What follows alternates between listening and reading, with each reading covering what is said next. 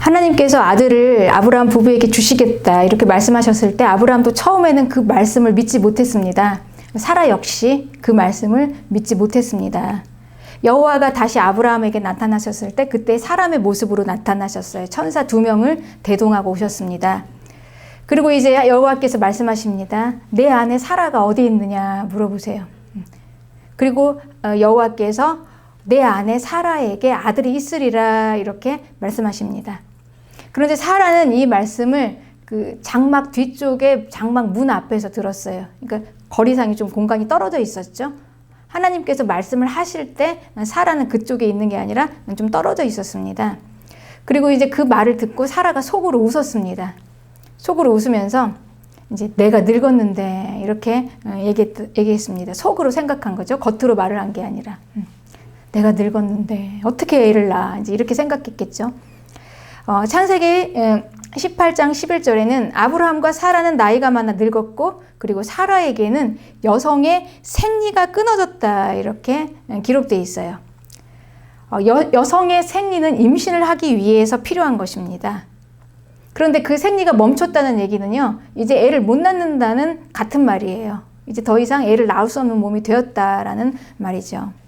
그러니 여성에게 생리가 멈추면 아이를 낳을 수 없다 같은 말인데 이건 누구나 다 아는 상식입니다. 아이들도 알고 있어요. 네.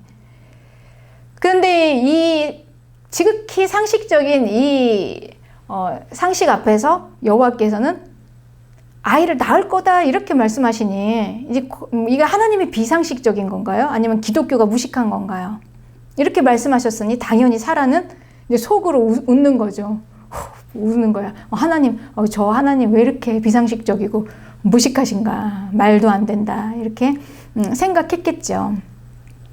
그런데 히브리서에서 보면은요, 이 사라가 아들을 믿음으로 받았다 이렇게 기록되어 있습니다. 히브리서 11장 11절에는 믿음으로 사라 자신도 나이가 많아 단산하였으나 잉태할 수 있는 힘을 얻었는데 그 힘이 약속하신 일을 믿으신 줄 알았습니다.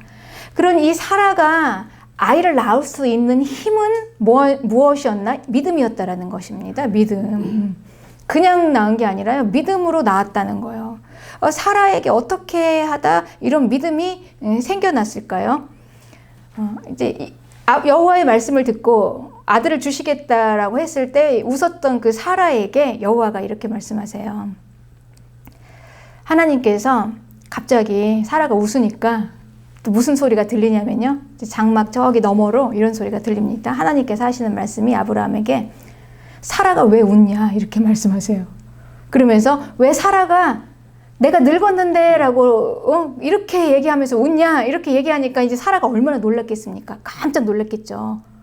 아니 저분이 누구시길래 내가 지금 공간이 지금 떨어져 있는 이곳에서 그것도 내가 말로 입으로 이렇게 낸 게 아니라 내 마음속으로 생각하고 있는 이 생각까지도 알고 정확하게 그 단어도 틀리지 않아요. 내가 늙었다고 내가 마음속에 생각한 이 말을 어떻게 저분이 아셨을까? 깜짝 놀랐을 거예요, 사라가.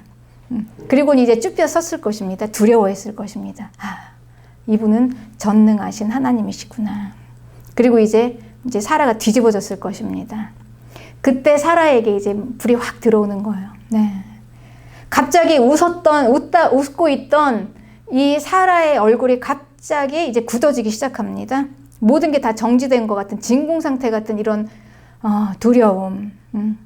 그때 다시 이제 반복해서 하나님께서 말씀하십니다. 기한이 이를 때 내가 내게로 돌아오리니 사라에게 아들이 있으리라 이렇게 말씀하시는데 비로소 그때 그 말씀이 믿어지는 것입니다. 그래서 사라는 정색을 하고 이야기합니다. 내가 웃지 않았습니다. 내가 웃지 않았습니다. 두려워서 이렇게 말씀을 드리는 것이죠. 그리고 믿음이 생깁니다. 그러니까 이 믿음으로 이 사라가 이때 받았던 이 믿음은요, 아주 비상식적인 창조의 질서를 지금 뛰어넘을 수 있는 능력이잖아요. 이게 믿음입니다, 여러분. 그래서 이 믿음은 상식적이 아닙니다. 그리고 합리적이지도 않아요. 합리적이라는 것은 논리적으로 설명이 되어야 되는데 생리가 끊어진 여성이 아이를 낳을 수 있다. 이거는 설명 불가입니다. 이해할 수 없어요. 그러나 이게 믿음이라는 겁니다. 그래서 이 믿음으로 잉태할 수 있는 힘을 얻었다. 이렇게 히브리서에는 기록되어 있는 것입니다. 그리고 드디어 이제 사라는 아들을 받은 것입니다. 이 믿음으로. 그러니 하나님께서 약속하시고 말씀하시는 이 말씀을 우리는 받는 것입니다. 그렇게 관계가 돼요. 하나님하고 우리하고 관계가. 그렇게 설정하셨어요. 언약 백성과의 관계를. 나는 너의 하나님이고 너는 나의 백성이다. 그럼 이 약속을 어떻게 받아 누릴 수가 있느냐? 어떻게 받을 수가 있겠느냐? 그게 믿음으로 받는다는 것입니다. 그래서 그 믿음이 무엇인가? 바로 이런 믿음이다. 사라의 믿음이 이런 믿음입니다. 사라는 분명히 이 믿음으로 하나님의 약속을 받았습니다. 그리고 또 아브라함의 믿음을 우리가 한번 다시 살펴보기를 원합니다. 아브라함의 믿음은요, 아브라함과 그리고 아브라함의 후손들, 즉 저와 여러분들의 믿음이에요. 이런 믿음이 바로 구원의 믿음이라는 겁니다. 그런데 이 믿음이 바로 무엇이냐? 아브라함의 믿음은요, 보이지 않는 것을 믿었어요. 로마서 4장 17절에는 죽은 자를 살리시고 없는 것을 있는 것 같이 부르시는 하나님, 그 하나님이 아브라함이 믿은 하나님이었다. 그러니까 히브리서 11장 3절에는요, 이 믿음에 대한 정의를 이렇게 얘기하고 있습니다. 믿음은 모든 세계가 하나님의 말씀으로 지어진 줄을 우리가 아나니 보이는 것은 나타난 것으로 말미암아 된 것이 아니다. 그러니 한마디로 얘기해서 이 믿음이라는 건 안 보이는 것을 믿는다는 거예요. 하나님의 창조는요, 하나님의 창조로 우리가 많은 누리고 있는 것들이 있죠. 자연과 그리고 뭐 땅도 있고 식물, 동물들, 이런 것들이 결국은 어디서 나왔냐? 보이지 않는 것으로부터 끌어내오신 것입니다. 그러니 믿음이라는 것은 뭐냐면요, 보이지 않는 것을 보이는 것처럼 믿는 거, 안 보이는 것을 믿는 거. 보이는 것을 믿는 것은 믿음이라고 하지 않아요. 그냥 실제입니다. 실제를 보는 거죠. 그러니 안 보이는 것을 믿는 거, 이게 바로 믿음인데요.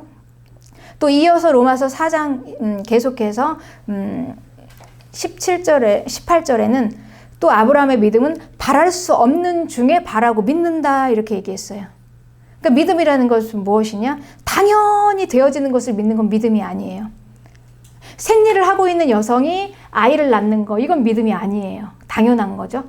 그런데 처녀가 아이를 낳는 거, 그리고 여성의 생리가 다 끊어진 그 노화가 되고 있는 여성의 몸에서 아이가 나오는 거, 이것을 믿는 것이 믿음이라는 것입니다. 그러니 하나님께서는 이 믿음을 요구하시는 것입니다, 여러분. 이 믿음을 요구하세요. 자연 법칙을 다 뛰어넘어 버리고 비상식적으로 설명 불가한 거, 보이지도 않고 그리고 바랄 수도 없는 거, 이것을 과연 믿을 수 있겠느냐? 그런데 이게 바로 믿음인 것입니다. 그렇습니다. 그러니 믿음은 당연히 되어지는 것을 바라는 게 아니죠.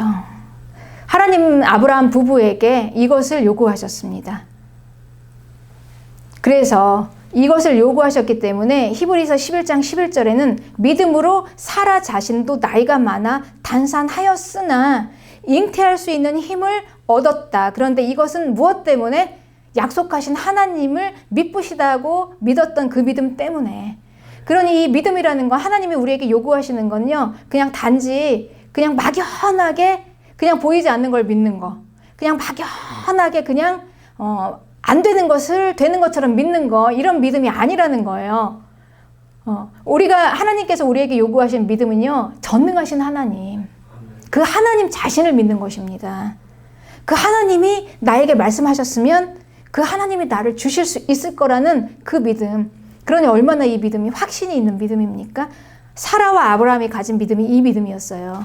그냥 막연하게 그냥 어디서 붕 요술처럼 나타나서 내가 그냥 뭐 아이를 낳을 수 있어, 그냥 뭔가 마치 그 요술 램프에 지니처럼 그냥 슉 해서 줄 수 있는 마술 같은 이런 그 믿음이 아니고요. 정확하게 하나님 전능하시기 때문에 그분이 이루실 것이다 라고 믿는 것이죠. 이게 믿음이라는 것입니다. 그러니까 우리는 하나님께 믿음으로 기도해서 받습니다. 우리가 하나님께 기도하는 건 왜 기도합니까? 그것을 받기 위해서. 내가 기도 응답을 받기 위해서 기도하죠. 그런데 그 기도 응답을 무엇으로 받습니까? 믿음으로 받아요. 그런데 우리가 기도하면서 받는 그 기도 응답의 믿음이 바로 이런 거라는 것입니다, 여러분. 그냥 막연한 게 아니에요. 그냥 주십시오 하고 그냥 내용도 없고 그냥 뭔가 그냥 쭉 나타나는 요술 같은 이런 게 아니라, 내가 기도하는 그분이 전능하신 하나님이신데 그분이 나의 말을 듣고 그리고 내 말을 듣고 내 말을 무시하지 않으시고 그 말을 되로 이루어 주시는 그 하나님을 믿는 믿음이에요. 이게 기도 응답의 믿음인 것입니다. 그래서 이것으로 사라와 아브라함이 아들을 얻은 것입니다. 이 믿음으로. 예. 그래서 사라는 100세가 되어서 도저히 안 될 줄 알면서도 사라의 태가 다 죽은 걸 알면서도 하나님을 믿었기 때문에 바랄 수 없는 중에 바라고 보이지 않는 것을 믿었고 그럼에도 불구하고 받지 못했지만 믿음이 약해지지 않은 거 이게 이제 이 두 부부의 믿음이죠. 그래서 로마서 4장 20절에는 믿음이 없어 하나님의 약속을 의심하지 않았다. 왜냐하면 그분을 신뢰했기 때문에. 그리고 믿음으로 견고하여져서 하나님께 영광을 돌렸다. 그 상황에서도요. 바랄 수 없는 것을 바라면서 아직 받지도 않았으면서요. 그리고 약속하신 그것을 또한 능히 이루실 것을 확신하였다. 그러므로 그것이 그에게 의로 여겨졌대요. 이 믿음을 하나님께서 의로 여기시는 것입니다, 여러분. 우리에게 하나님께서 우리는 구원을 믿음으로 받았죠. 그래서 우리의 그 믿음을 하나님께서 의로 여기셨는데 우리의 믿음을 하나님께서 의로 여기시는 이 믿음은 그냥 무조건 막연하게 그냥 믿는 믿음이 아니라 이런 믿음인 거예요. 이런 믿음. 지금 말씀하신 로마서 4장 20절에 이런 믿음인 것입니다. 약속하신 그것을 능히 하나님께서 이루실 그 하나님을 믿는 그 믿음을 하나님께서 의로 여기셨다. 그러니 한마디로 무엇입니까? 믿음은 하나님을 믿는 거죠. 하나님 자체를 믿는 거예요. 하나님. 그런데 그분은 우리 육체의 눈으로 보이지 않는 영역에 계시기 때문에 하나님께서 주신 모든 것들 보이지 않는 부분으로부터 끌어올려오는 것입니다. 그래서 보이지 않는 것을 믿는 거죠. 네. 그러니 이것은 우리가 이 믿음은요, 이 아브라함에게 하나님께서 이 부부에게 요구하신 이 믿음은 대단히 비합리적이에요. 합리적인 것은 우리가 이 육체의 세상에서 보이는 것으로만 이루어지는 것입니다. 합리적인 것. 그 안에서 설명되는 게 합리적이에요. 논리적으로 설명이 됩니다. 그게 합리적인데, 그런데 우리의 믿음은 이 합리적인 이 안에 갇혀 있을 수가 없어요. 그러니 믿음은 지극히 비합리적인 거라는 거죠. 이 합리적인 것을 뛰어넘어야지만이 우리가 생길 수 있는 게 그게 믿음이에요. 그러니까 비합리성을 우리가 가지고 있어야지 믿는 믿음이라는 것입니다. 그러니까 드디어 우리가 믿음은 비합리적인 것이다라고 우리가 깨달을 때 그때 비로소 이제 우리에게 믿음이 생겨나는 것입니다. 그러니 우리가 믿음이 비합리적이라면요, 우리의 믿음 생활도 당연히 비합리적이어야 해요. 이것을 인정하는 게 우리의 눈이 떠지는 것입니다. 예수 그리스도를 죽은 자 가운데서 살리신 것을 믿는 믿음의 사람들이 바로 구원받은 하나님의 백성입니다. 보이지도 않고 바랄 수도 없는 것, 천국, 하나님의 나라, 이런 것들을 믿는 자들이죠. 영원한 생명, 예수님이 다시 살아나신 거, 하나님이 인간이 되신 거, 이런 모든 비합리적인 것을 믿는 자들이 성도들인 거 아닙니까? 그래서 우리의 삶 속에서 다 죽은 부분들이 살게 하시는 거. 우리의 모든 생활이 치유가 되고, 도저히 안 될 것 같았던 우리의 가정이 회복이 되고, 아이들이 회복이 되고. 아멘. 네. 이게 이제 비합리적인 믿음이죠. 네. 그렇습니다.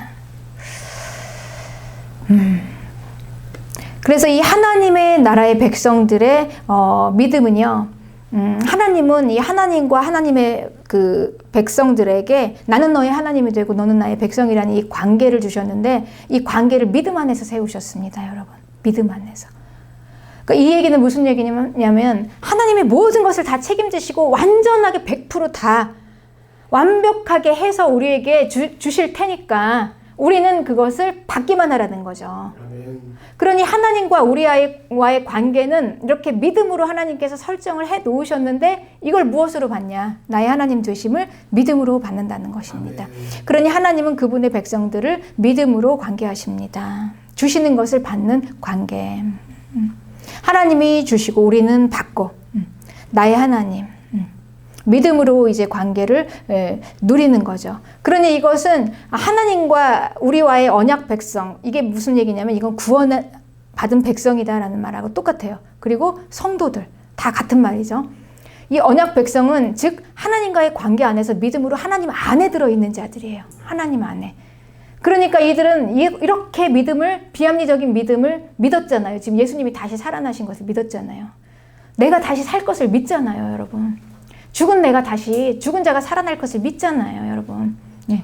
이런 비합리적인 믿음으로 우리가 이렇게 시작했으니 이제 어떻게 합니까? 우리는 그러니 이 믿음으로 끝까지 살아내는 자들이에요. 하나님 안에서.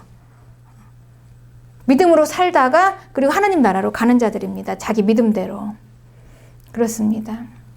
그래서 하나님은요, 이 하나님과 하나님 그 언약을 맺은 그 언약 백성과의 관계를요, 이 관계 안에서 이렇게 믿음으로 살게 하시면서 아브라함에게 이렇게 밝히시는 거예요. 창세기 18장 19절에 내가 그로 그 자식과 권속에게 명하여 여호와의 도를 지켜 의와 공도를 행하게 하려고 그를 택하였나니 이는 나 여호와가 아브라함에게 말한 일을 이루려 하심이라 이렇게 말씀하셨습니다. 아브라함에게. 예. 여기에서 이게 다 밝혀지는 거예요. 왜 택하셨는지. 왜 하나님께서 언약 백성으로 하나님께서 선택을 하시고 그리고 지금 뭘 하셨냐면요. 그 관계 안에서 나는 너의 하나님이 되고 너는 나의 백성이 되겠다라는 이 두 관계 가운데서 하나님께서 구별하셨잖아요. 온 세상 중에서. 그래서 할례를 받으라. 이렇게 말씀하셨습니다.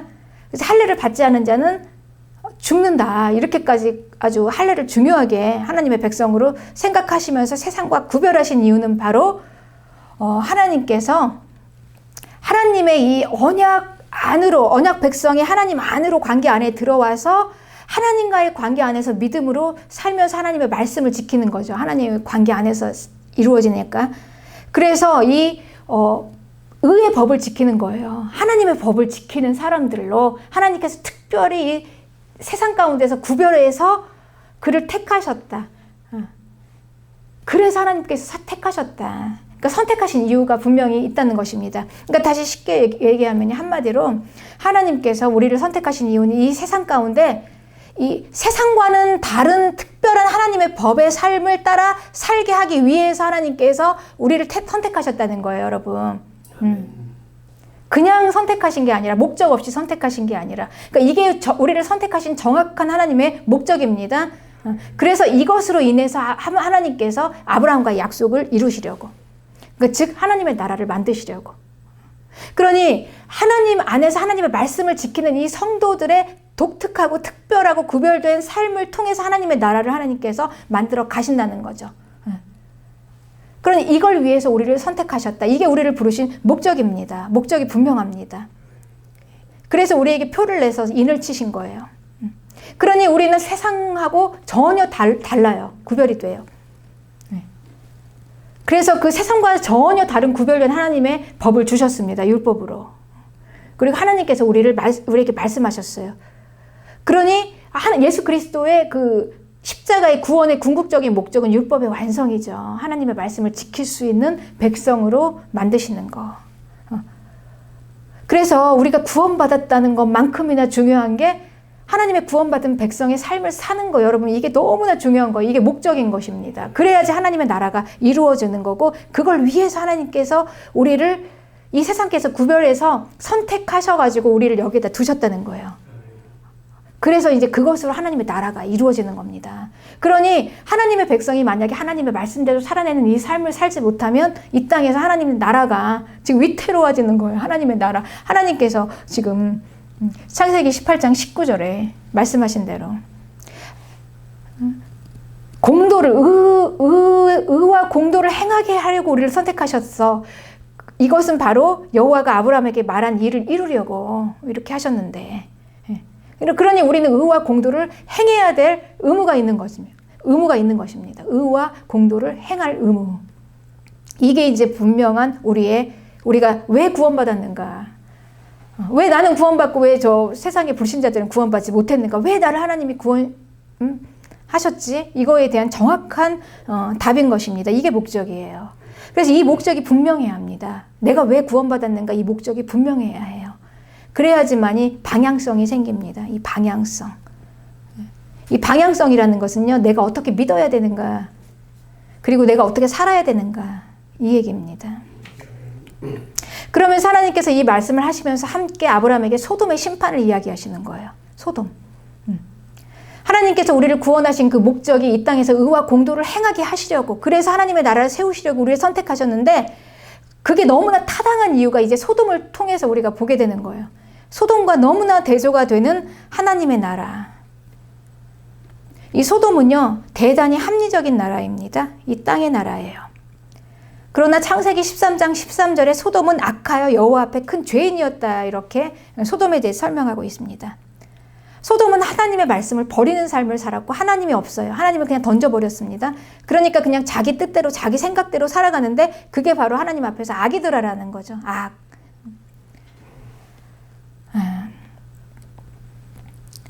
그런데 이 소돔과 고모라의 악이 너무 무거워서 하나님께서 이 고통받는 소리를 들으시고 내려오신 거예요. 얼마나 도대체 그 실체가 어떤가 한번 보자. 그리고 천사 둘을 보내셔서 그 소돔에, 직접 그 소돔의 이 악의 실체를 이제 우리에게 보여주십니다. 그리고 이제 하나님께서 이제 소돔을 심판하실 건데요. 그래서 이제 아브라함에게 이 얘기를 하시는 이유는, 이 아브라함에게 하나님께서 주시겠다는 이 하나님의 나라와 너무나 대조되는 이 소돔이라는 나라가 이게 심판을 받게 됐는데, 이 심판받는 이 소돔을 보면서 왜 이 소돔이 심판받게 되었는지, 그리고 이 소돔의 악이 무엇인지, 이제 우리는 그거를 대조해서 하나님의 나라가 얼마나 이 소돔과 다른지, 이걸 우리가 또 구별해서, 그리고 우리가 살아가는 나라는 소돔이 아니라 하나님의 나라인 것을 알고 그 삶을 살아야 되죠. 예, 그렇습니다. 그러니 이제 이 이야기를 들으니까 아브라함은요, 처음에 이렇게 하나님께 이제 반문을 하면서 말씀을 하시는 거예요. 아브라함이 이렇게 얘기합니다. 이 소돔이라는 나라는 아브라함에게 굉장히 애착이 있는 나라였어요. 우리가 전에 아브라함의 그 유명한 아브라함의 싸움이 있었잖아요. 롯을 구하기 위해서 막 다메섹까지 쫓아갔지 않습니까? 318명을 데리고 막 대전을 거두었어요. 그때 아브라함이 많은 소돔 사람들을 구원해서 데리고 왔습니다. 그때 만난 소돔의 사람들, 참 좋은 사람들이 많았는데 그때. 그래서 이제 아브라함이 하나님께 중보를 하는 거예요. 얼마나 하나님, 이 소돔에 좋은 사람들이 많은데 겨우 그 악인 때문에 같이 멸망시키시겠다고요? 이제 이렇게 아브라함이 항변을 하는 거죠. 와, 세상을 심판하시는 이가 정의를 행하실 것이 아닙니까? 악인을 심판하시면서 의인도 함께 심판하면 안 되죠. 이제 아브라함이 이제 이렇게 얘기하는 거예요. 그런데 하나님의 말씀을 들어보니까 이 소돔에는 의인이 하나도 없었어요. 하나도. 소돔에는 의인이 10명도 없었는데 10명도 채 안 됐는데 그중에 롯의 가족을 빼버리면 결국은 소돔에는 의인이 하나도 없었다는 거예요. 그럼 도대체 이 소돔은 어떻게 해서 이 공동체가 다 악이 되었을까? 전체적으로. 그냥 악인이 몇 명 한 둘이 아니라 전체 악이 다 전염해서 퍼져가지고 완전히 그냥 악으로 꽉 들어차서 의인이 하나도 없게 되었습니다. 그때 하나님이 이제 심판을 하시는 것입니다. 그래서 이 소돔의 악이 과연 무엇인지 이제 하나님께서 천사 둘을 보내셔서 이제 직접 그 현장에 가보니까요. 이 소돔으로 이제 천사가 갔는데 그때 롯을 먼저 만났어요. 롯은 아브라함처럼 나그네를 대접합니다. 그래서 이 천사 둘을 자기 집으로 영접을 해요. 그날 밤 식사도 대접하고, 그리고 이제 맛있는 음식도 대접하면서 이제 편하게 쉬게 하고, 그리고 이제 이 천사를 그 집에서 이제 숙식할 수 있도록, 잘 수 있도록 그렇게 손님을 대접하죠. 그런데 그날 밤이었어요. 그때 소돔 이 지역에 있는 멀리서부터 가까운 데까지, 어른부터 아이까지 온 남자들이 다 몰려오기 시작한 거예요. 그 집 앞으로. 그리고 그 천사 둘을 내놓아라, 이렇게 얘기해요. 그러면서 하는 게 그들을 우리가 상관하리라, 이렇게 말합니다. 상관. 이 상관이라는 말은 원어로 야다라는 뜻입니다. 이 뜻은 깨달아 알다, 구체적으로 아는 거예요. 즉 성관계를 얘기하는 겁니다. 그러니 동성 간에 야다를 하겠다는 거죠. 그러니 이건 얼마나 극도로 타락을 했는가. 가장 인간의 타락할 때 가장 기초적인 타락이 성적인 타락인데요. 이 성적 타락으로부터 시작합니다. 타락하면 이제 육체가 되는 거예요. 이제 짐승, 막 거의 짐승인 거죠. 그런데 이 타락이 이 성적인 한계치를 넘어서서 하나님께서 정해주신 이 창조의 질서, 남성과 여성의 이 한계치를 넘어서서 동성 간의 이 쾌락이, 성적인 타락이 바로 동성애인 것입니다. 그러니까 동성애는 단순히 소수의 취향이 아니라 극도의 쾌락이, 성적인 타락, 음란함인 거죠. 그러니까 창조의 질서대로 허락하신 그것 가지고도 안 되겠다는 거예요. 그 범위를 넘어서겠다는 것입니다. 만족이 안 된다는 것입니다. 남성과 여성 가지고는. 그러니까 그냥 넘어서서 남성끼리 그냥 막 성을 넘어서서 그냥 그 한계를 넘어서는 거죠. 그런데 이 악을, 이 음란한 것을요, 어릴 때부터 이제 교육을 시키는 거예요. 어렸을 때부터 그 사회가 그렇게 되어 있으면 그 법으로 차별금지법이죠. 이제 이 법으로 딱 지정을 하면은 어렸을 때부터 이런 거를 그냥 교육을 받고 자라면 이게 악이고 잘못됐음에도 불구하고요, 맞다라고 생각을 하는 것입니다. 아, 맞나 보다, 이게 맞는 것이지, 이렇게 생각을 하는 거예요. 여기에 대한 뭐 그 특별한 이 죄책감도 없고 이게 악이라는 생각을 해본 적이 없어요. 다 그렇게 하는 것이니까. 정당화시키는 것입니다, 여러분, 이게.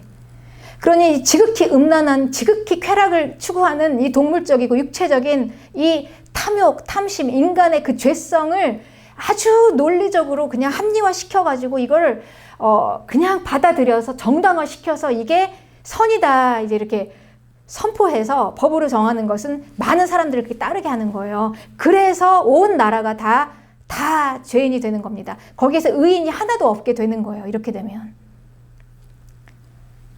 그렇게 되는 것입니다. 그렇죠. 그래서 이제 우리는 특히 이 진리를 알고 있는 기독교인들은 그렇게 차별금지법을 반대하고 있잖아요. 이제 이 현대는 포스트 모던 시대라고 해요. 포스트 모던 시대는요, 그 해 아래에는 새로운 것이 없습니다. 뭐 새롭게 새롭게 딱 만들어낸 무슨 사상이 아니라 뭐 결국은 소돔의 사상이에요. 멸망받은 나라 소돔.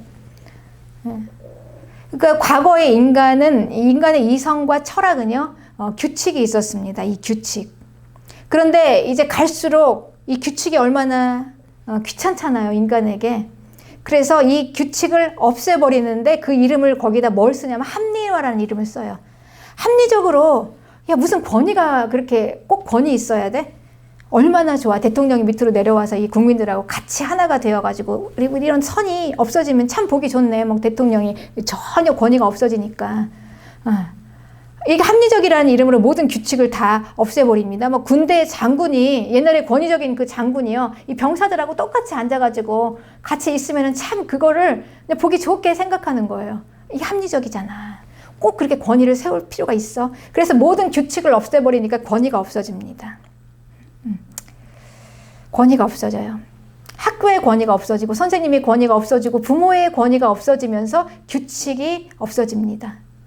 그리고 이제 완전히 무질서의 세상이 되는 거예요. 규칙이 없어져요. 그게 합리적이니까.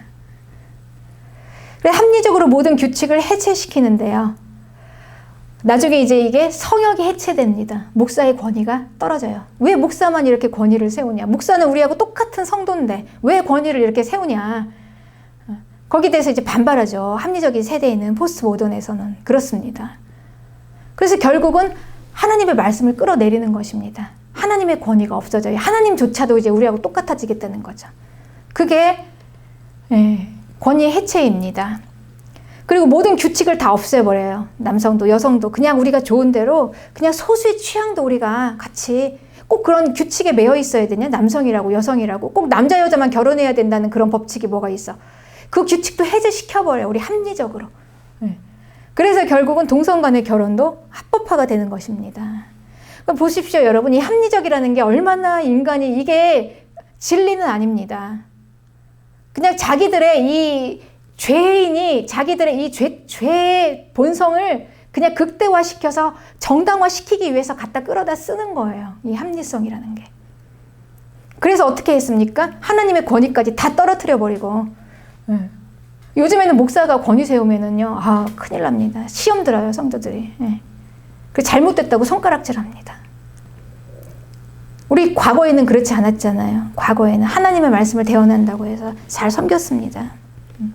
그렇게 우리가 이제 교회가 부흥해졌지 않았습니까?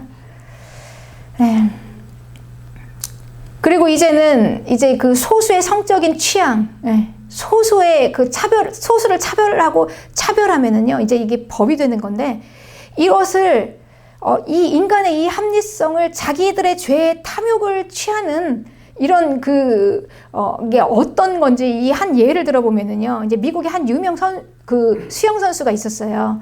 그런데 이 수영 선수가 어느 날 이제 자기가 남자 수영 선수인데, 이제 나는 여자다 이렇게, 커밍아웃을 했습니다. 나 여자야. 그러면 몸이 남자라도 이제 자기가 여자야 이렇게 얘기했으면 여자인 거예요. 그러니 이 수영 선수가 어떻게 했습니까? 여자들 틈에 끼어가지고 이제 막 샤워도 하고 막 같이 생활을 하죠. 여자들이 얼마나 불편해요. 여자다 그런데 법적으로 이게 차별금지법이 돼 있기 때문에 인정을 안 할 수가 없는 거예요. 이제 그거를 만약에 인정하면 이제 고소를 당하는 거죠. 네. 그런데 어느 날 또 이 선수가 이렇게 또 얘기했어. 나는 여성 중에서도 레즈비언이야. 이렇게 얘기한 거예요. 그럼 여러분 한번 생각해 보세요. 이게 말입니까? 남자가 나는 여자다 했는데 나는 여성 중에서도 레즈비언이야. 레즈비언은 여자와 여자 동성 간의 사랑을 나눌 수 있는 거예요. 그러니 이 엉망진창인 이 상황을 받아들이는 건 결국은 뭡니까? 내 욕심, 내 하고 싶은 대로 하겠다는 것입니다, 여러분. 네. 이게 합리적이에요. 합리적인 게. 나에게 다 맞추겠다는 거죠. 기준이 없어요. 규칙을 다 뛰어넘었으니까. 네. 그래서 내가 기준이 돼서 내가 하고 싶은 대로 하다 보니까 이런 어마어마한 이런 말도 안 되는 일들이 일어나는 거. 이걸 아무도 건들 수가 없다는 거죠. 법이니까. 그러니 이렇게 되면 어떻게 됩니까? 이제 이런 교육을 받은 어린이들은 이제 수년이 지나면 이제 언젠가는 분명히 소돔처럼 이제 100% 의인이 하나도 없는 나라가 되는 것입니다. 그때 이제 하나님은 심판을 하시는데, 그러면 여기에서 아니다라고 이제 하는 사람들이 있어요. 차별금지법은 아니야. 이 합리성은 아니야. 라고, 막 하는 사람들이, 무리들이 있겠죠. 누구겠습니까? 성도들이죠. 소수의 성도들. 그렇습니다. 네. 그래요. 결국은 이 문화는 이 죄를 정당화시킵니다. 합리화라는 이름으로. 그래서 이 법으로 만들어서 모든 사람을 다 따르게 해요. 이게 소돔이에요. 그래서 하나님께서는 이 소돔의 심판을 아브라함에게 말씀해 주시면서 이 심판의 정당성까지 이야기하시면서 의인이 하나도 없다 거기는. 그러면서 우리에게 아브라함의 후손이 우리에게까지 이 소돔과 전혀 다른 이 삶을 살아야 한다는 것을 너무나 당연하게 하나님께서 요구하시는 것입니다. 그게 바로 믿음입니다. 믿음. 그래서 우리는 이 믿음에 관한 진실을 잘 알아야 하는 것입니다. 믿음. 믿음은요, 하나님께서 아브라함에게 아들을 주시겠다 하고 언제까지 기다리셨냐면요, 아브라함이 100세가 될 때까지 기다리셨어요. 그때는 사람의 힘으로 할 수 없는 그 나이예요. 절대 자기 힘으로 할 수 없는 나이까지 하나님께서 그걸 정한 때라고 하셨습니다. 내가 정한 기한에 다시 오겠다. 그건 바로 그 기한 동안 아브라함과 사라는 믿음으로 사는 삶을 배우는 거예요.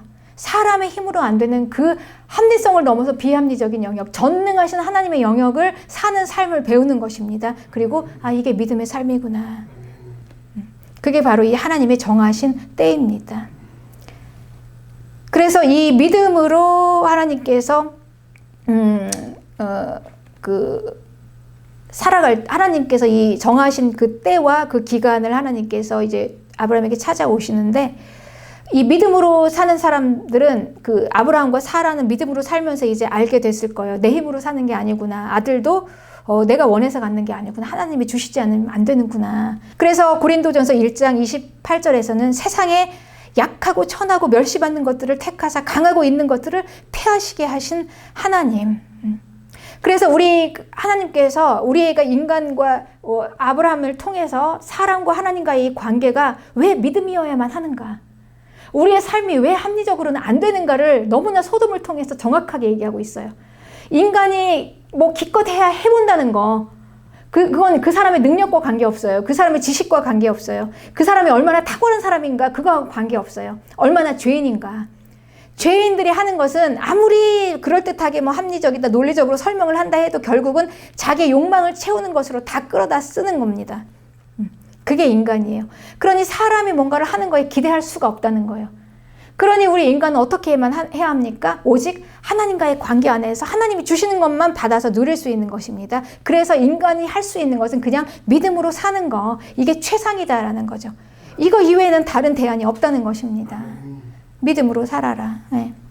그래서 고린도전서 1장 28절에 세상에 약하고 천하고 멸시받는 것을 택해서 하나님께서 믿음으로 사는 그들을 통해서 강하고 하나님께서 있는 것들을 패하시는 거예요. 패하시는 거. 그게 얼마나 잘못됐는가. 이거 얼마나 쓸데없는 것인가. 결국은 죄인의 죄성을 그 욕망을 그냥 부추기고 욕망을 채우는 이 모든 것들이라는 것을 하나님께서 폭로하시는 것입니다. 결국 우리가 사람이 한다고 하는 것들 그냥 열심히 뭔가를 우리가 세상에서 하나님 없이 한다는 것, 그들이 하는 거 다 선한 것 같고 좋지만 결국은 무엇입니까? 인간의 욕망을 채우기 위한 것이라는 거예요. 거기에 무슨 선한 것이 있겠냐는 것이죠. 없다라는 것입니다. 그냥 하나님 안으로 들어오는 것 외에는, 하나님이 주시는 것 받는 것 외에는 선한 것이 없다. 그래서 믿음의 삶인 것입니다. 믿음. 세상은 자기 능력으로 잘 살아라 이렇게 얘기합니다. 그리고 힘있고 강한 자가 되어라. 열심히 공부해서 성공하고 주일도 빠지고 일을 해라. 열심히 일을 해야지 돈을 벌지. 그래서 잘 살아야지. 이게 합리적인 것입니다. 논리적이죠. 심은 대로 거두니까 열심히 일하면 성공한다. 열심히 공부하면 내가 열심히 하는 것만큼 발로 뛰는 것만큼 얻는다. 그냥 뭐 베풀지도 말고 나누지도 말고 그냥 나만 위해서 축적해서 막 모아야지 응? 잔고가 쌓이지 통장에. 그게 대단히 합리적이죠. 네. 그렇습니다. 그런데 이 합리적인 건데 결국은 과연 이 세상이 이렇게 해서 무엇을 하겠다는 것입니까? 이렇게 해봤자 결국은 자기 욕망 채우고 자기 하나 나 하나 그냥 채우는 거 아닙니까? 이렇게 합리적으로 해서. 그러니 이 믿음이라는 것은요, 이 합리적으로 하면 계산이 안 나옵니다. 왜 부자가 지옥에 가고 인생 뭐 나고자 같은 나사로가 천국에 갑니까? 이거 설명할 수가 없는 거 아닙니까?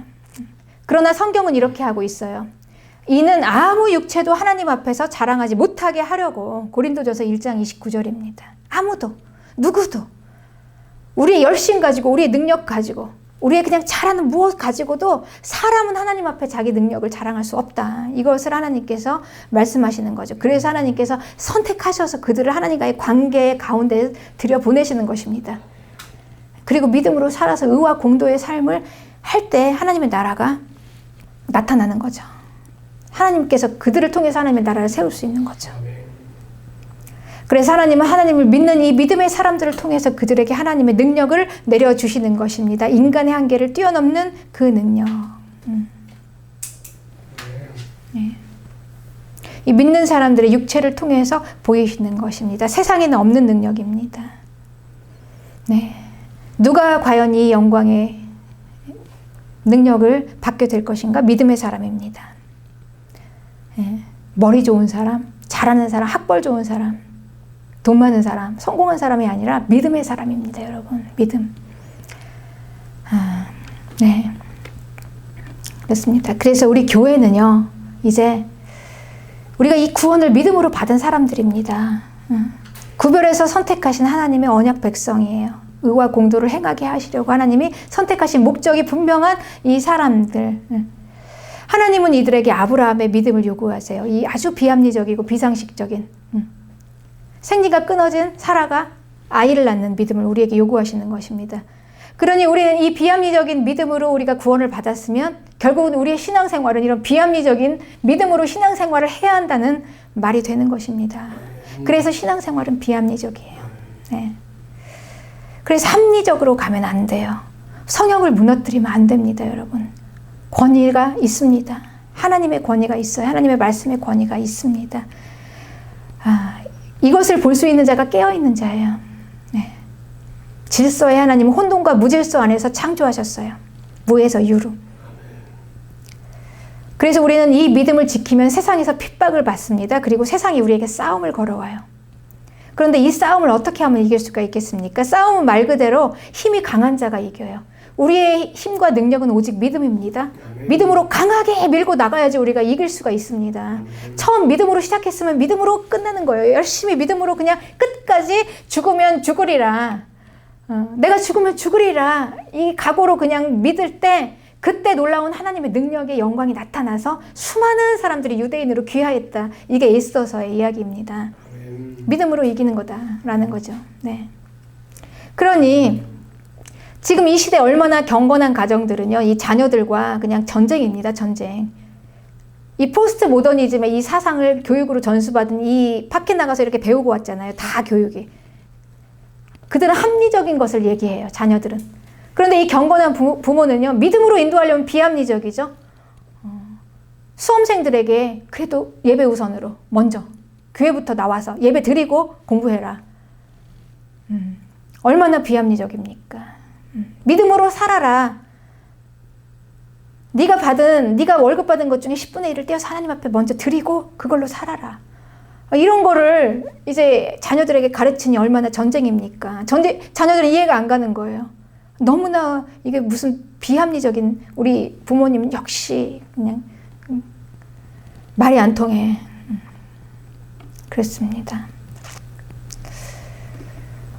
헌신하고 섬기는 것, 예배에 목숨 거는 것, 우리가 11조를 하고 목회자를 인정하고 이런 이 모든 것들은요, 우리 아주 비합리적인 세상에서는 악이다라고 얘기하는 거죠. 세상은 합리적인 것을 선이다 이렇게 얘기하니까.